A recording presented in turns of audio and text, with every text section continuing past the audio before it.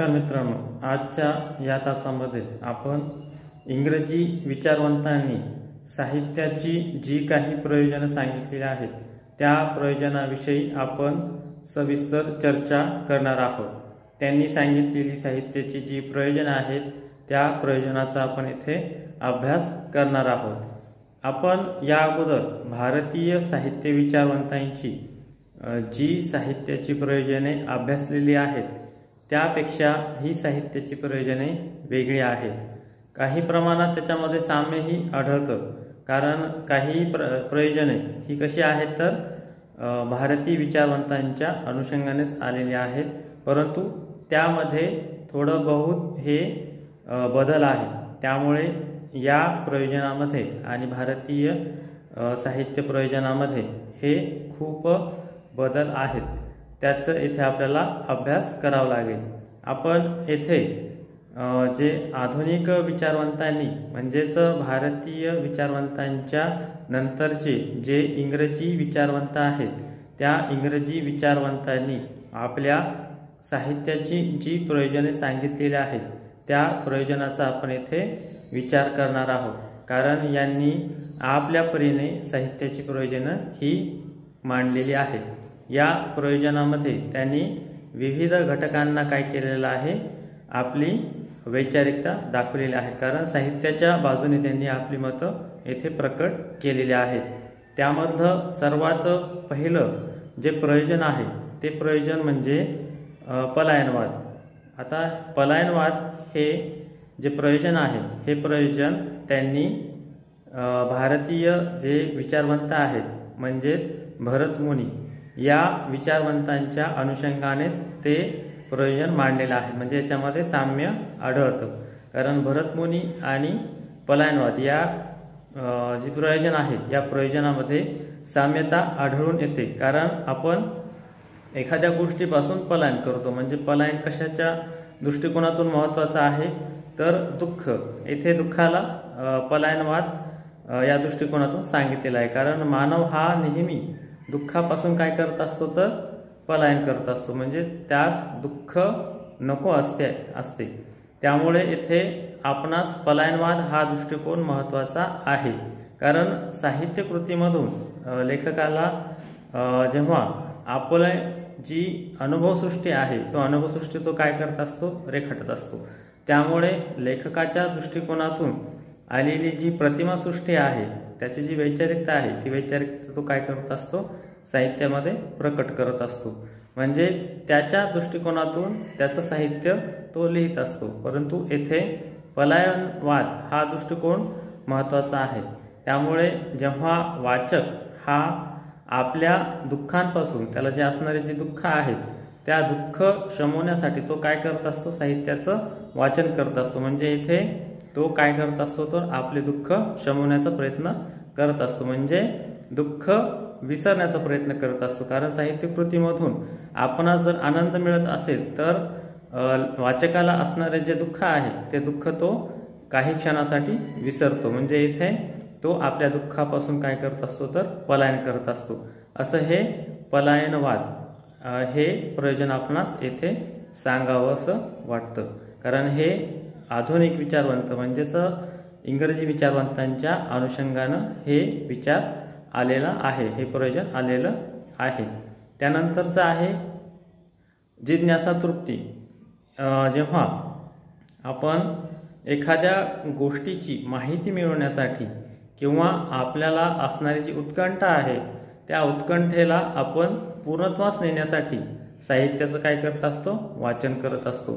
त्यामध्ये कथा, कादंबरी, नाटक, कविता इत्यादी घटक असतातच। त्याशिवाय शास्त्राच्या दृष्टिकोनातूनही आपणास माहिती मिळवावीच लागते। जेव्हा आपण एखाद्या स्पर्धा परीक्षेचा अभ्यास करतो तेव्हा आपल्या मनामध्ये जिज्ञासा तृप्ती वाढते की एखाद्या घटकाविषयीचं आपल्याला माहिती असावी लागते, कारण त्यामध्ये सिलेबसला वेगवेगळे घटक असतात। तेव्हा आपणच त्या दृष्टिकोनातून अभ्यास करावा लागतो।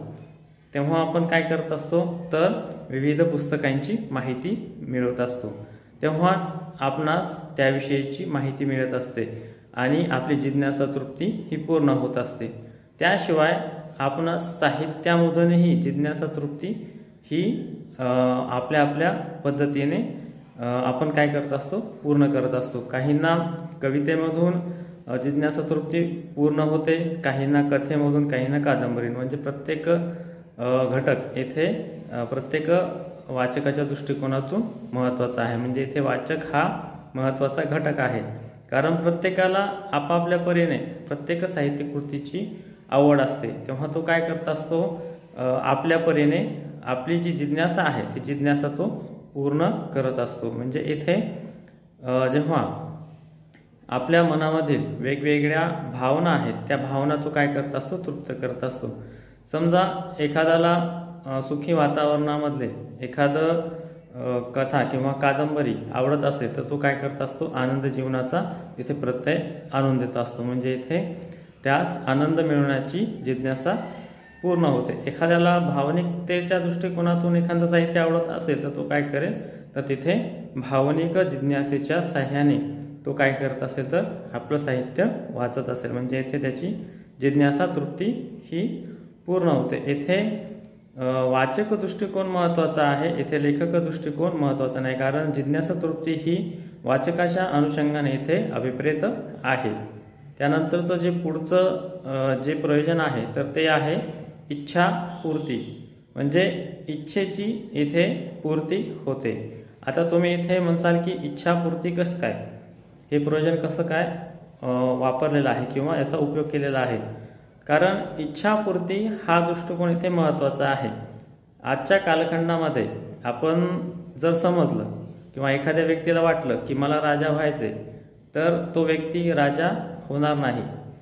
का तर आजच्या घडीला ते सांगता येत नाही की तो राजा होईल. कारण आज ज्या पद्धतीनं विविध कायदे आणि त्याच्या अनुषंगानं राज्य चालतं, म्हणजे संविधानाच्या दृष्टिकोनातून आजचं राज्य चालतं, तेव्हा त्याची जिज्ञासा तृप्ती, त्याची इच्छापूर्ती ही होणार नाही. तेव्हा त्यास एखादी जर कादंबरी राजकीय थाटाची किंवा राजकीय विचारवंतांची जर त्याला वाचण्यासाठी दिली तर तो काय करेल, आपली जी इच्छा आहे ती इच्छा तो ती कादंबरी वाचून पूर्ण करेल. म्हणजे प्रत्यक्ष तो काय करेल, त्या कादंबरीच्या वातावरणामध्ये तो काय होईल, रममाण होईल आणि तेथे तो आपली राजकीय जी विचारशैली आहे किंवा आपली जी मनातली इच्छा आहे ती इच्छा पूर्ण करेल आणि तो प्रत्यक्षात त्या कादंबरीमध्ये काल्पनिक दृष्टिकोनातून राजा म्हणून वावरेल. म्हणजे येथे त्या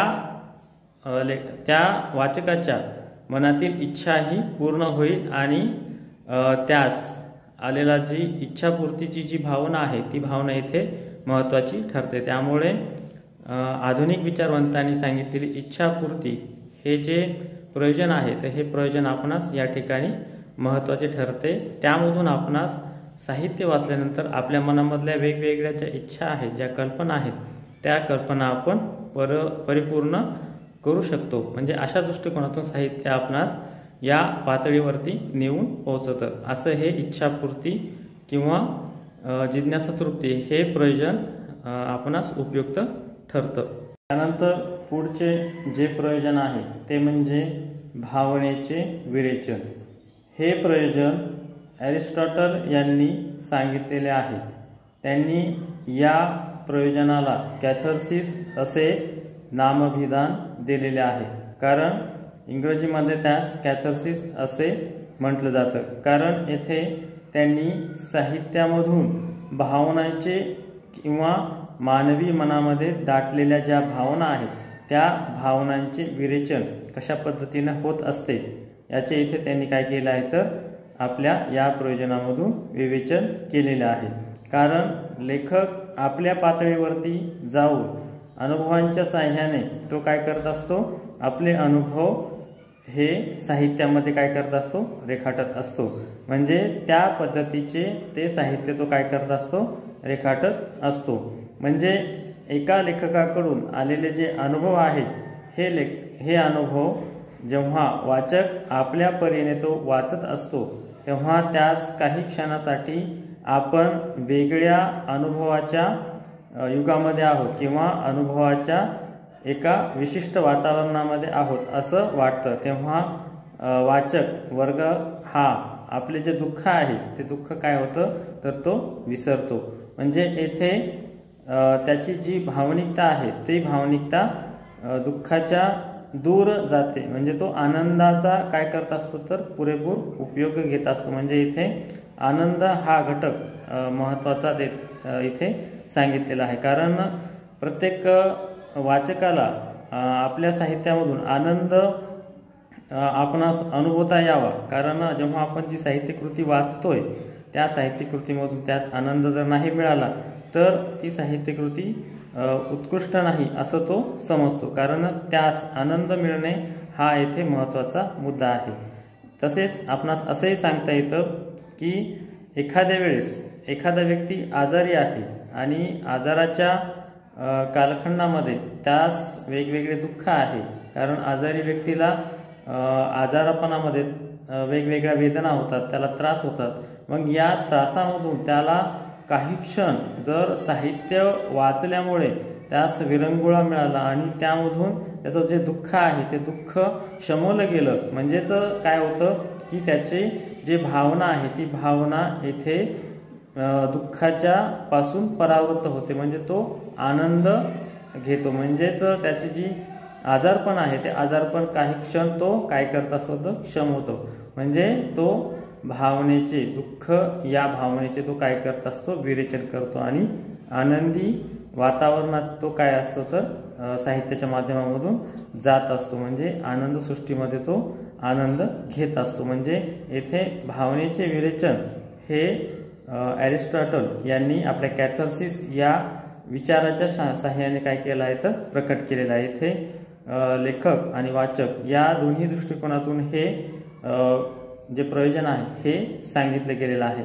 कारण ॲरिस्टॉटलचं हे प्रयोजन अतिशय महत्त्वाचं आहे असं आपणास इथे सांगता येतं. नंतर पुढचं जे प्रयोजन आहे ते म्हणजे आनंद. आनंद हा घटक येथे महत्त्वाचा सांगितलेला आहे.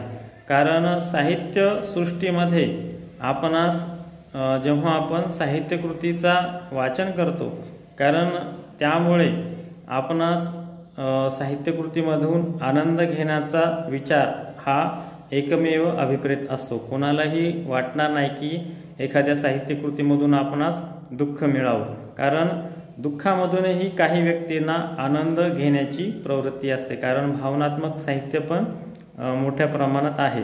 कथा, कादंबरी, नाटक, कविता अशा दृष्टिकोनातून वेगवेगळे साहित्य इथे आपणास पाहावयास मिळतो आणि त्याचा वाचक वर्गही मोठ्या प्रमाणात आपणास वाचताना आढळतो. म्हणजे इथे साहित्यकृतीमधून आनंद घेण्याची प्रत्येकाची आवड ही वेगवेगळी आहे. कारण आनंद घेणं हे साहित्यामधलं महत्त्वाचं प्रयोजन आहे. इथे वाळिंबे यांनी आनंद या प्रयोजनाला अधिक प्राधान्य दिलेलं आहे. कारण त्यांच्या मते आनंद घेणं ही मोठी प्रयोजनाची एक विशिष्टता आहे. कारण त्यामुळे हे प्रयोजन प्रत्येक वाचकनिष्ठ महत्त्वाचं आहे. कारण आनंद घेणं ही प्रत्येक वाचकाची आवड आहे. तसंच लेखकाला आपल्या भावनांच्या परिपूर्णतेपर्यंत जाऊन आपलं जे साहित्य आहे ते साहित्य तो काय करत असतो रेखाटत असतो. म्हणजे त्यासही साहित्य निर्मितीची आनंद घेण्याची प्रवृत्ती ही निर्मितीक्षम जेव्हा होते तेव्हा तो काय करत असतो तर आपलं साहित्य निर्माण करत असतो. म्हणजे इथे आनंद या दृष्टिकोनातून जीवन या दृष्टिकोनालाही महत्त्व दिलेलं आहे. म्हणजे जीवनपूर्ती व आनंद अशा दोन्ही दृष्टिकोनातून आपणास साहित्य येथे मोठ्या प्रमाणात जे प्रयोजन आलेलं आहे तर ते सांगता येतं. कारण या प्रयोजनामधून जीवन अनुभव जेव्हा लेखकाच्या अनुषंगाने येतात तेव्हा ते परिपूर्ण दृष्टिकोनातूनच असतात. कारण जेव्हा साहित्य निर्मिती होत असते तेव्हा ते ज्या पद्धतीने लेखकाच्या जीवनामध्ये आलेले जे अनुभव आहेत त्या अनुभवाची तो वेगवेगळ्या पद्धतीने काय करत असतो परिशीलन करत असतो. आणि या परिशीलनामधूनच जेव्हा वाचकाला ते म्हणजे पुस्तकाच्या साहाय्यानं ते मिळत असतं तेव्हा वाचक वर्ग त्या अनुभूतीतून आनंद घेण्याचा प्रयत्न करत असतो. कारण लेखकाकडे जी आपल्या प्रतिभेच्या साहाय्याने तो ज्या पद्धतीनं आपली कलाकृती रेखाटत असतो त्या कलाकृतीमध्ये तो आपली वेगवेगळी प्रतीक प्रमाण तो काय करत असतो, रेखाटत असतो आणि त्याच्या अनुषंगाने तो काय करत असतो, आपली साहित्यकृती परिपूर्णतेकडे नेत असतो। म्हणजे एखाद्या लेखकाकडे जसं अनुभव आहे त्याच पद्धतीने त्याच्याकडे प्रतिमा आणि प्रतिभा असते, ती इतर वाचकाकडे किंवा साधारण व्यक्तीकडे नसते। म्हणजे इथे लेखकाकडे जी पाहण्याची दृष्टिकोन आहे, जी त्याच्याकडे पाहण्याची जी वेगळीकता आहे, इथे ती साहित्यामध्ये तो काय करत असतो, रेखाटत असतो। म्हणजे त्या दृष्टिकोनातून येणारं जे साहित्य आहे हे परिपूर्ण असतं, हे यावरून सांगता येतं आणि त्या दृष्टिकोनातूनच एखादं साहित्य हे उच्च पातळीवरती जात असतं। कारण एखाद्या विषयावरती आपण अनेक लेखक पाहतोय की ते वेगवेगळ्या परीने काय करतात, तर लेखन करतात। म्हणजे आई हा विषय जर असेल तर आई या विषयावरती अनेक कवींनी कविता केलेली आहे, अनेक लेखकांनी लेख लिहिलेले आहेत। त्यामुळे आपणास एका विषयावरती अनेक प्रतिभा, अनेक विचार येथे मांडता येतात। म्हणजे आनंद घेताना लेखकालाही महत्त्व आहे आणि वाचकालाही महत्त्व आहे। कारण त्यामध्ये वाचकाला जेव्हा आपली इच्छापूर्ती ही होत असते त्यामुळे त्यास आनंद मिळत असतो, असे आपणास इथे सांगता येतं। कारण जीवन अनुभूती इथे महत्त्वाची आहे। जीवनपूर्ती आणि आनंद अशा दोन्ही दृष्टिकोनातून इथे साहित्याची रेलचेल पाहावयास मिळते आणि हे दोन्ही प्रयोजन आपणास योग्य ठरतात। कारण इथे त्या दृष्टिकोनातून साहित्याची रचना केलेली असते, असं आपणास येथे सांगता येतं। यानंतर पुढचे जे प्रयोजन आहे ते म्हणजे प्रचार। या प्रयोजनामध्ये प्रचारकीय दृष्टिकोनातून साहित्याचं विवेचन केलं गेलं आहे। कारण साहित्यामध्ये विविध विचारांचा प्रचार होत असतो। त्यामध्ये रशियाचा एक उदाहरण आपण घेणार आहोत। रशियामध्ये जे मार्क्सवादी विचारसरणी आहे त्या मार्क्सवादी विचारसरणीचा म्हणजे सामाजिक आणि साम्य अशा दोन्ही वास्तववादी विचारसरणीचा प्रचार हा रशियामध्ये साहित्याच्या माध्यमांमधून झालेला आहे। पुढे चालून त्याचा प्रचारकी थाट झाला। म्हणजे इथे राजकारणही कशा पद्धतीनं जेव्हा प्रचाराची भूमिका पार पाडतं, म्हणजे साहित्यामधून प्रचाराची भूमिका जेव्हा पार पाडली जाते त्याचं इथे समर्पक उदाहरण आपल्याला रशियाचं घ्यावं लागेल। कारण त्या कालखंडामध्ये रशियामध्ये जी साम्यवादी विचारसरणी होती त्या साम्यवादी विचारसरणीच्या अनुषंगानं मार्क्सवादी विचार कशा पद्धतीने प्रचारकीय दृष्टिकोनातून साहित्याची रचना होऊ लागली याचा इथे प्रत्यय आपल्याला घ्यावा लागतो। तसेच साहित्यामधून वेगवेगळ्या विचारांची काय होत असते, तर प्रचार होत असते। कारण साहित्य म्हटलं तर साहित्यामध्ये वेगवेगळ्या दृष्टिकोनातून वेगवेगळे विचार मांडले जातात। म्हणजे इथे आपणास विविध अशा भिन्न भिन्न वैचारिक दृष्टिकोनातून लेखन करणारी इथे लेखनशैली पाहावयास मिळते। तसंच वाचकांचीही विविध दृष्टिकोनातून वाचकांची मानसिकता देखील पाहावयास मिळते। त्या पद्धतीने लेखनही होतं आणि वाचनही होतं। म्हणजे प्रचार हा या ठिकाणी महत्त्वाचा घटक आहे। कारण एखाद्या विचाराचा प्रचार करण्यासाठी मानवाच्या मनामध्ये ते दडलेलं विविध विचार आहेत किंवा एखादी चांगली गोष्ट आहे तर हे सांगण्यासाठी आपल्याला साहित्याची आवश्यकता भासते। आणि काही लेखक हे काय करतात, तर साहित्यामधून प्रचारकीय थाटाचे लिखाण पण करतात। तर याचा आपल्याला इथे संदर्भ घ्यावा लागतो। त्यामुळे प्रचार हा साहित्य प्रयोजनाचा महत्त्वाचा घटक इथे आपणास सांगता येतो। नंतर पुढचं जे प्रयोजन आहे ते म्हणजे अनुभव विश्वाची समृद्धी। कारण लेखक म्हटला तर लेखकाकडे अनुभव संपन्नता असलीच पाहिजे। कारण लेखक हा इथे महत्त्वाचा दुवा आहे। कारण लेखकाने जर लिखाणच नाही केलं तर वाचक त्याविषयी वाचन करणारच नाही। म्हणजे लेखकाने जेव्हा पुस्तक तो लिही तेव्हाच वाचकाला ते पुस्तक वाचता येईल। म्हणजे इथे लेखक काय करत असतो तर आपल्या अनुभव विश्वाचा तो काय करत असतो, पुस्तकांच्या माध्यमामधून आपले विचार तो प्रकट करत असतो आणि त्याचंच वाचन काय करत असतं तर हा वाचक तो वाचन करत असतो, म्हणजे पुस्तकाच्या माध्यमामधून तो वाचन करत असतो। मग इथे लेखकाला आलेले जे अनुभव आहेत तर हे अनुभव म्हणजेच त्यांनी त्याच्या जीवनामध्ये जे जे विचार त्याला अंगीकारलेला आहे, ज्या समाजामध्ये तो वाढलेला आहे त्या समाजाचे विविध विचार, तेथील जीवन प्रणाली, तेथील वेगवेगळ्या घटनांचा त्याने घेतलेला अनुभव, त्याच्या जीवनामध्ये आलेल्या विविध प्रसंगाचा त्याने घेतलेला अनुभव, याचं जिवंत चित्रण तो काय करत असतो तर साहित्यामध्ये करत असतो। म्हणजे त्याची जी अनुभव आहे, त्याची अनुभवाची जी जीवन प्रणाली आहे तर ती अनुभवाची जीवन प्रणाली साहित्यामध्ये असणं आवश्यक आहे। कारण हे प्रयोजन वाचकनिष्ठही आहे आणि लेखकनिष्ठही आहे। कारण लेखक हा आपला अनुभव जेव्हा साहित्याच्या दृष्टिकोनातून त्या पातळीपर्यंत पोहोचत असतो आणि साहित्य निर्माण करत असतो तेव्हाच त्यामधून वाचकाला साहित्य हे अनुभवता येते। कारण त्याच्यामध्ये लालित्यपणा, सौंदर्यपणा आला तरच ते साहित्य ग्राह्य धरले जाईल। कारण त्याच्यामध्ये जर साहित्य व्यवस्थित लिहिलं गेलं नाही तर साहित्य हे वाचकाला आवडणार नाही, त्यामुळे अनुभव हे क्षीण ठरतील। त्यामुळे इथे आपणास लेखकाचे अनुभव हे समृद्ध असणं गरजेचं आहे। कारण लेखकाच्या दृष्टिकोनातून आपणास पुस्तकाची निर्मिती केली जाते।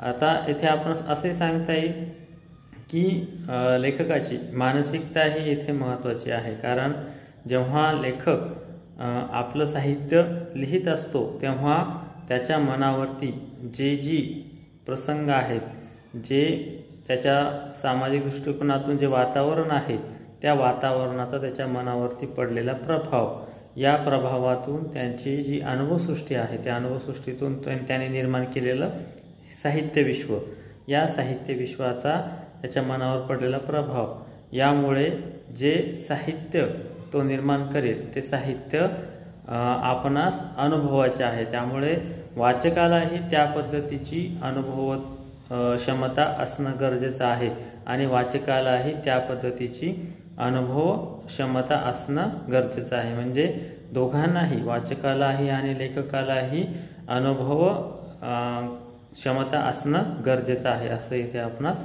सांगता येतं। त्यामुळं हे प्रयोजन अतिशय उपयुक्त असं भारतीय आणि मराठी विचारवंतांच्या दृष्टिकोनातून महत्त्वाचं आहे असं आपणास सांगता येतं। त्यानंतर पुढचं जे प्रयोजन आहे ते म्हणजे आत्माविष्कार। आत्माविष्कार हे प्रयोजन अतिशय महत्त्वाचं आहे। कारण या प्रयोजनामध्ये लेखक दृष्टिकोनातून या प्रयोजनाला अधिक महत्त्व आहे। कारण लेखक हा आपला आत्मा साहित्यामध्ये प्रकट करत असतो आणि जेव्हा तो आपली साहित्यकृती निर्माण झाल्यानंतर त्या साहित्यकृतीचे तो पठण करत असतो, वाचन करत असतो, तेव्हा तो त्या साहित्याचा रसिक बनतो। म्हणजे तो काय करत असतो, आपल्या आत्माविष्काराची तो वाचन करत असतो, त्यामध्ये असणाऱ्या वेगवेगळ्या घटकांचा रसिकाच्या दृष्टिकोनातून तो काय करत असतो, वाचन करत असतो। म्हणजे इथे त्याची रसिक वृत्ती ही जागृत होत असते। जसं की साहित्य निर्माण झाल्यानंतर लेखकाला जो आनंद मिळतो त्याच पद्धतीने जेव्हा एखादी स्त्री आई बनते आणि आई झाल्यानंतर तिला जो आनंद मिळतो त्याच प्रतीचा आनंद हा साहित्य निर्माण झाल्यानंतर लेखकाला होत असतो। म्हणजे इथे तो आपल्या आत्माविष्काराचा प्रकटीकरण तो काय करत असतो, प्रकट करत असतो। म्हणजे साहित्य निर्माण झाल्यानंतर त्याला जो होणारा आनंद आहे तो आनंद इथे द्विगुणित होत असतो। अशा पद्धतीने आपण आधुनिक विचारवंतांच्या प्रयोजनाचा इथे काय केलं आहे तर विचार केला आहे। त्यामध्ये भारतीय विचारवंतापेक्षा इंग्रजी विचारवंतांनी कशा पद्धतीने आपली वैचारिकता ही या प्रयोजनामधून सांगितलेली आहे।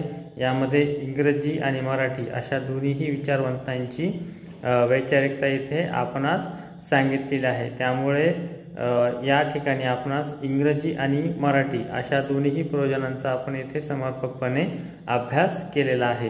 त्या दृष्टिकोनातून साहित्याचे काही प्रयोजन असतात, साहित्य कशासाठी निर्माण केलं गेलं आहे आणि साहित्यामधून काय अभिप्रेत आहे याचा आपल्याला इथे पुरेपूर संदर्भ मिळत असतो।